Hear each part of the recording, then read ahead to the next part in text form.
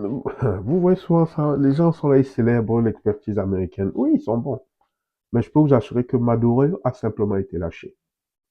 Parce que comme je vous expliquais dans ma plus longue vidéo, il est impossible qu'une telle opération dans un pays comme le Venezuela, dans une ville comme Caracas, ait pu avoir lieu sans perte humaine du côté américain. C'est pas possible.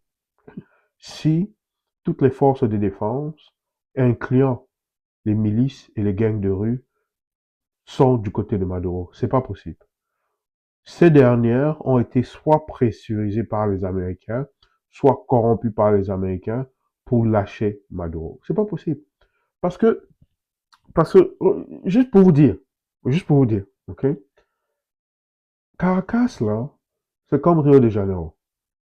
Donc, c'est-à-dire, c'est comme une ville qui est entourée de montagnes. Et dans ce lieu-là, et particulièrement au Venezuela, d'accord, il y a trois unités armées. Il y a l'armée régulière, ou la police régulière, les forces de sécurité régulières, il y a les gangs de rue, et il y a la milice du président elle-même.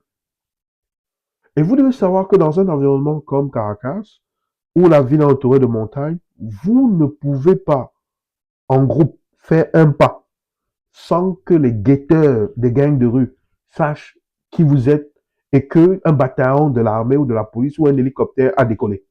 Ce n'est pas possible. Ce n'est pas possible. Parce que même, déjà même, avant d'arriver aux gangs de rue, le Venezuela a des unités antiaériennes, des missiles, des lance-roquettes RPG.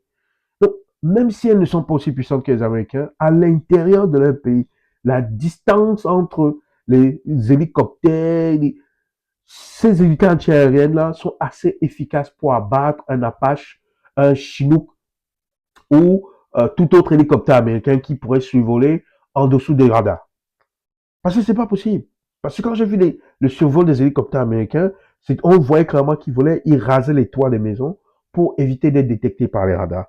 Donc, parce que donc, juste ça, la ville entière, il y aurait eu des sirènes de défense.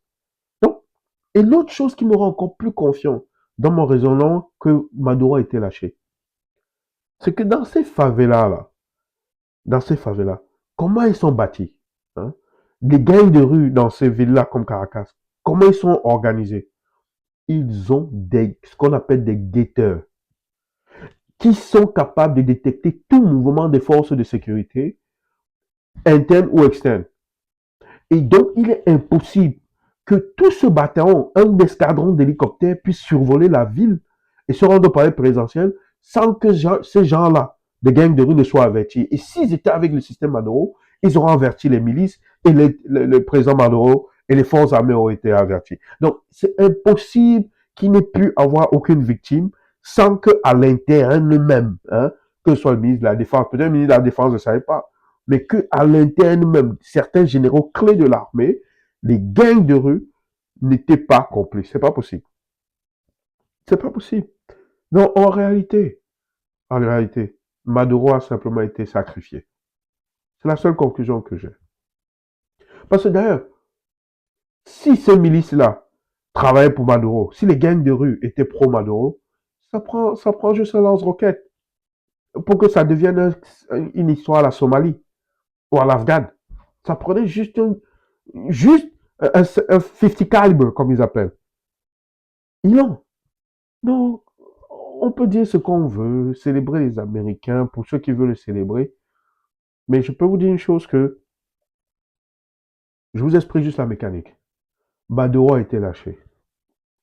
Et Yaoundé ce ne sera pas différent. Donc, les remaniements ministériels, les gens de Dieu Momo, les Bruno Bidjan, mes chers amis, vos propres secrétaires de cabinet, quand le temps viendra, ça va être la même chose.